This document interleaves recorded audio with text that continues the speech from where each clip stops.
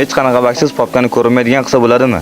Esingizda bo'lsa, men papkani ko'rmay qolish haqida video chiqarganim va bu bak haqida ma'lumot so'raganimda ko'pchilik Real PUBG'ni metga qilib ketibdi. Real PUBG'ni videosiga ko'ra papkani ko'rmaydigan qilish uchun kiyimni almashtirish kerak ekan. Hozir biz shu bakni tekshiramiz. Mana hozir sumka ko'rinib turibdi. Sumkani tashlaymiz. Endi kiyimni o'zgartiramiz. Sizlarni vaqtingizni olmaslik uchun videoni ozgincha tezlashtirib yuboraman. Mana kiyimni o'zgartirdik, papka mana ko'rinmayapti. Bu bak ishlayapti. Real PUBG'ga rahmat. Lekin men chiqargan videoda kiyimni o'zgartirmasa ham papka ko'rinmaydigan bo'lib qolgandi. E'tibor berib qarasam, o'sha o'yinda Ftarjenani kiyib tushgan ekanman. Mana hozir ham Ftarjenani kiyib bu narsani sinab ko'rmoqchiman. Telefon qotishiga e'tibor bermaysizlar, 20 FPS uchun shunaqa bo'lyapti.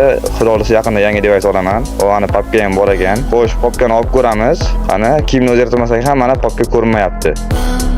Men bundan shuni tushundimki, PUBG Mobile o'yinchilar mif kiyim kiyib tushganda popga mif kiyimni chiroyiga zarar yetkazmasligi uchun shunaqa qilib qo'yishgan. Asli kiyimni kiyib tushsanglar esa bu narsa ish bermaydi. Bunga misol qilib mana shu videoda ko'rsanglar mumkin.